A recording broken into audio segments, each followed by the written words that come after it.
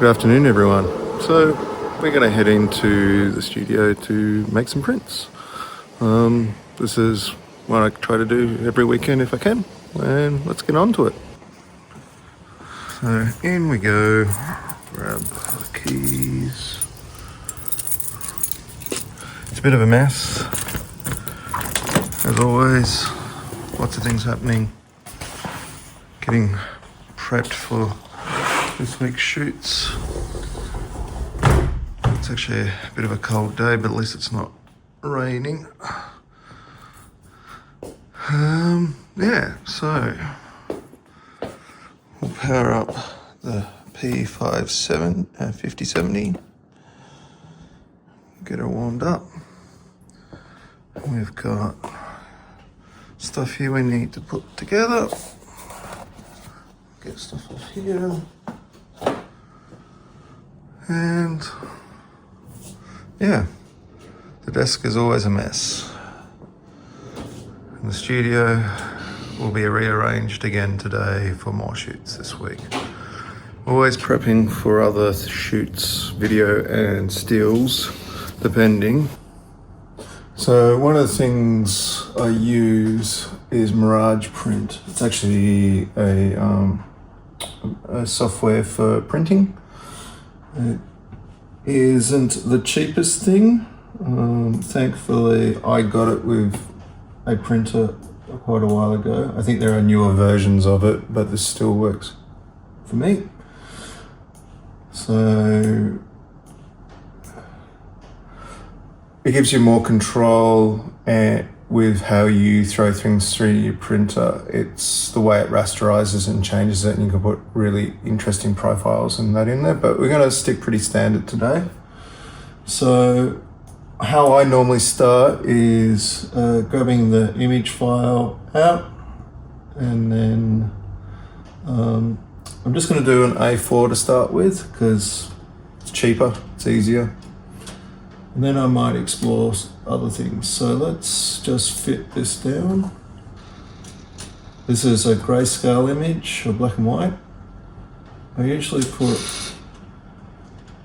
a centimetre gap around the edge. Printer's doing its thing. And then, what else are we going to do? We're going to center in the printable area, and then we're going to have a look at the image itself. So this will have a simulate white paper. At the moment I am simulating Canson Infinity Brighter Matte Photo. It's a long name. Canson Infinity is the brand. The paper is Brighter Photographic Matte 2, which is a smooth matte paper. It's really nice. Gets a really deep, rich blacks, considering matte papers are not known for that. Right, so my image is actually quite dark. If I go into the photo itself, you can see here that there's a third of the image that is not sitting in the upper register of the print. So if you hit auto contrast, it will brighten it up. May or may not want to do that depending on the print. So basically that just brings the white point right down to the whitest part of the image and sets that as white, and then adjusts the gamma in the middle sometimes. In this instance it hasn't, it's kept it the same. That actually doesn't look too bad. If I take, there won't be a gamut warning in there because there's no color. The loop will give you an idea of anything that's going wonky. Now I'm prepping this on an ASO screen. Now, I'm not using the profile on the ASO for this part. If I'm in Photoshop or anything like that, then I would run it in paper simulation. But at the minute, I am just playing with it. I'm just being pretty rough and ready, to be honest. I'm not putting a lot of effort into it. So I might just go with the auto contrast and see if it's too bright. Problem with dark images, you need to crush the blacks down to get the deeper blacks if you want them. And in the top corner, even though this image is flipped at the minute, this is where I really want density in here because I want to see detail with density. And there are when I edited this, I made sure there were parts of the image that definitely sat on 0 in the black. So yeah, that's it, ready to go as a test. Now you shouldn't need to test if you're using an ASO, but I like printing, so why not? Let's print out a test.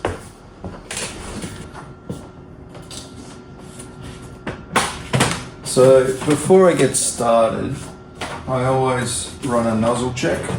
Now this machine is really good, it can do it all itself, everything. But because I don't use this every day, which is what this machine is made for, there are times where the heads will become clogged. And this is an expensive machine to run if you're always purging your heads. Luckily, you can purge individual groups of heads instead of all of them at once. So I've done that a little bit. I'm running low on some ink, but nothing serious at the minute. So I'm just going to run this in.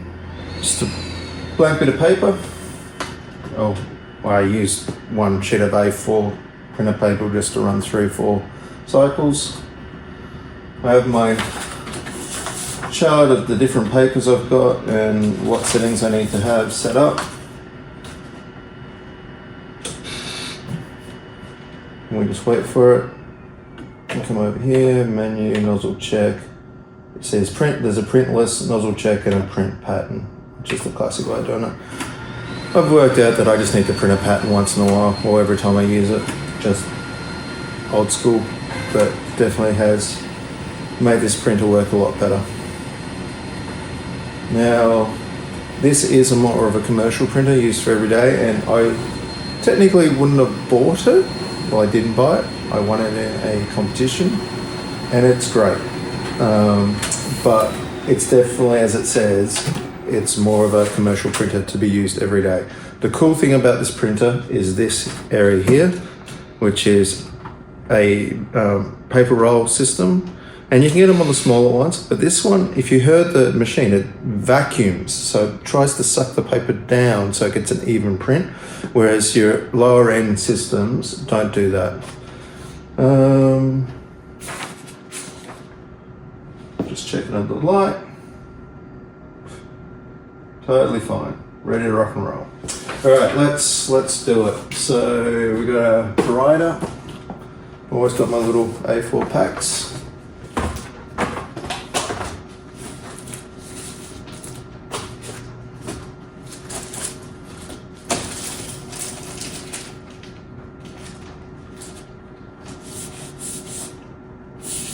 Now the paper's a lot thicker, and there are different ways of loading into this machine.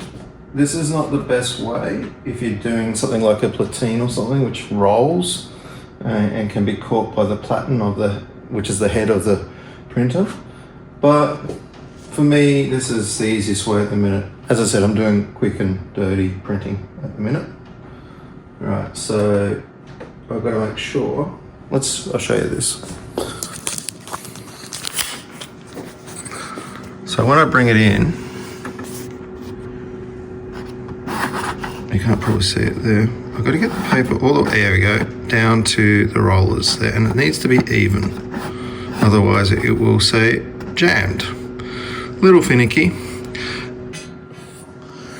All right, so we've loaded some paper in, and we've just hit print. We're now waiting for the software the Mirage to throw the information into the printer. I could make it faster by connecting my laptop to the Ethernet, but I haven't because I'm being lazy. Alrighty, so everything's ready to rock and roll. I reckon my light black is dangerously low, my light black is pretty low, but we've got ink here ready to go in if they do have issues. Let's see.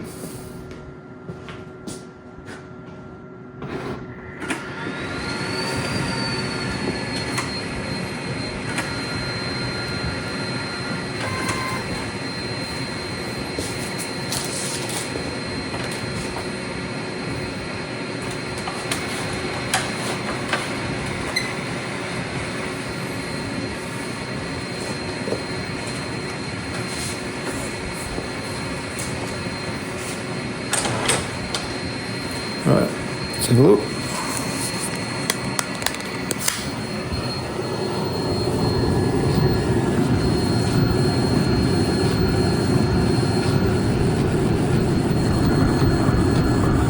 Looking a bit bright for me at the minute. I really wanted a moody image, but it might be just the reflections.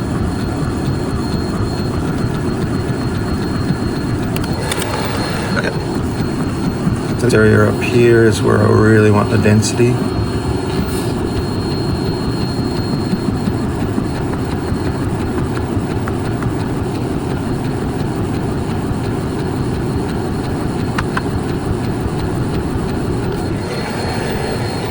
Yeah, I think it's a bit bright.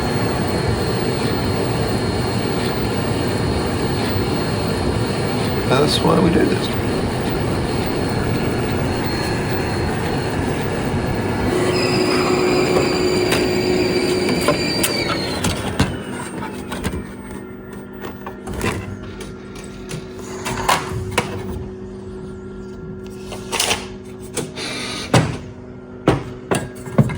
Excuse my fingers.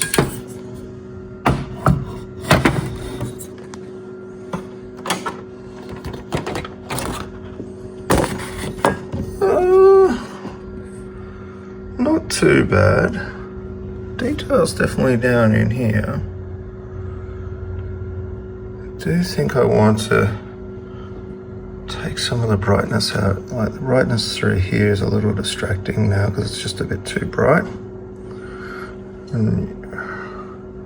And while we do want to see into that space, and this is my little Easter egg feature, and you want to be able to see this, I think we want it moodier. So what we'll do is we'll actually do what you normally wouldn't do, is I'm actually going to make the image darker in the highlights. So if we come over here, so remember I did an auto contrast, which, you know, sometimes works, sometimes doesn't, and it's not doing anything particularly special, it's just working off histogram. So up here, so we open that up a bit, so there'll be no pure whites in here, and say we're here at the beginning, so really dark. We're here when we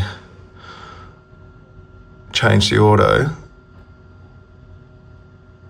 So it's a bit of a measure of degrees. So I don't want to get it too dark, but I do want to make sure the whites in here are not too white, and in this corner. And that. Now, when I'm done this, what I tend to do is note it on the file what my settings are, unless I adjust the file. But then you've got a race of jumping back and forward. Alrighty, shall we do one more? I think we'll do one more.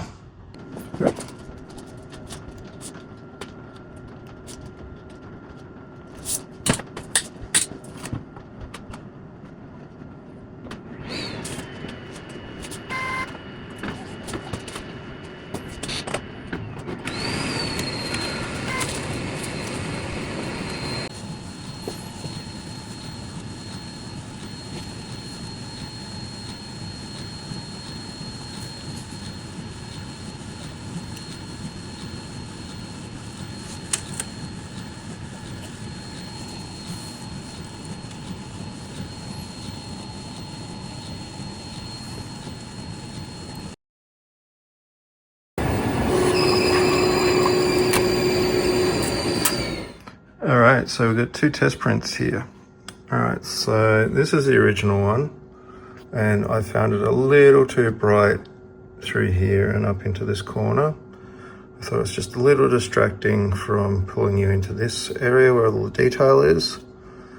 It's nice though, it's not bad. And through here there is separation through the left foliage and everything. But let's have a look at the new one. May not look this different on camera, but you can see there's more definition now in the clouds up here in the fog versus that one.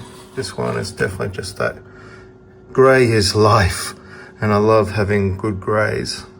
as much as the blacks and whites were important. Now, one other thing I did in here, which I didn't show on the screen, is actually, and I should have done on this one, I flipped the printer mode into gray instead of black and white, instead of color.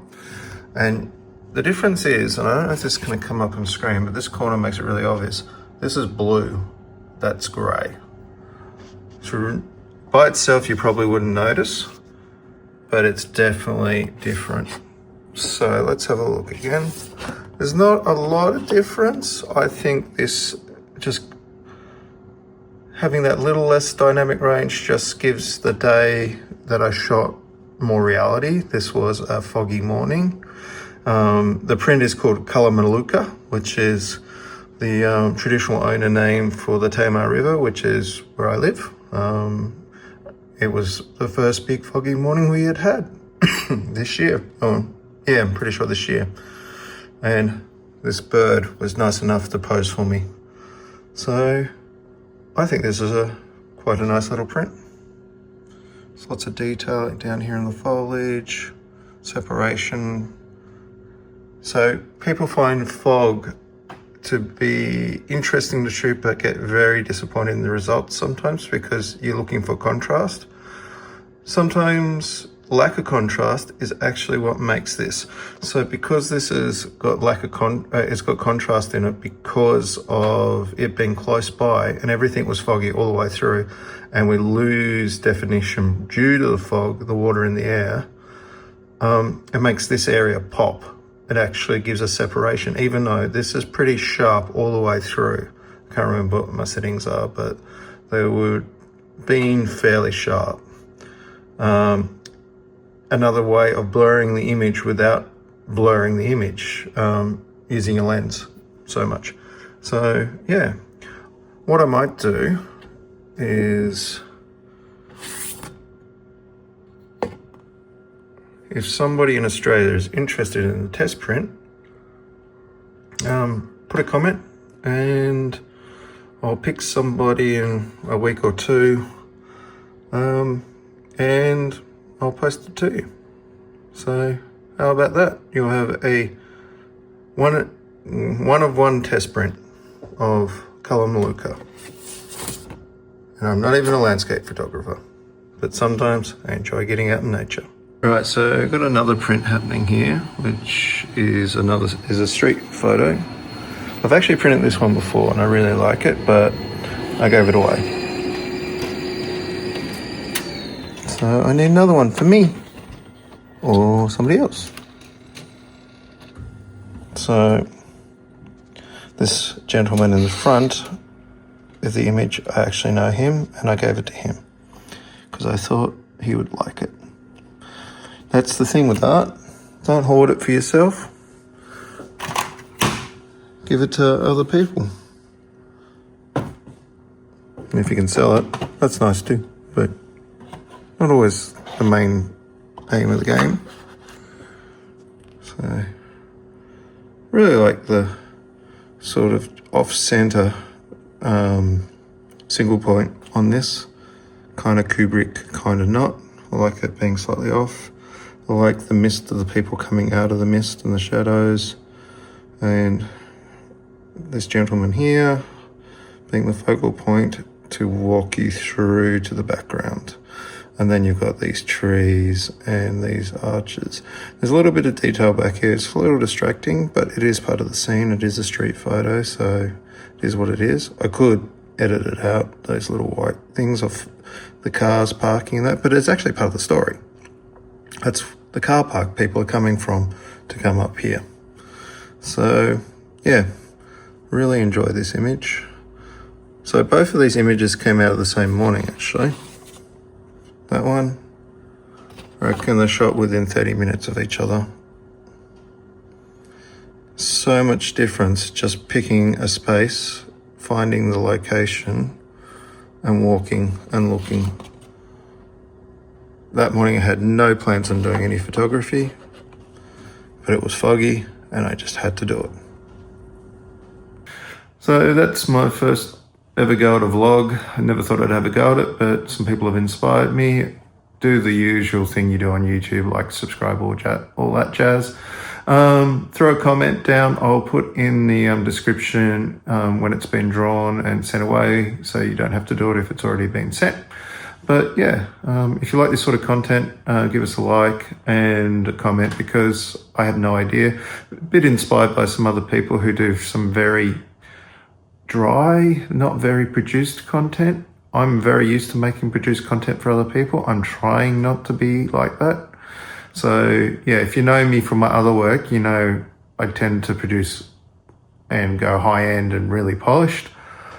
That stops me from making stuff for myself. So I'm just going very old school, very much just the phone, maybe a mic here and there. And hopefully the content is good enough to get over the line for the crappy production quality, which is going to eat at me. But yeah, that's some printing done here in Launceston, Tassie. I'll see you next time.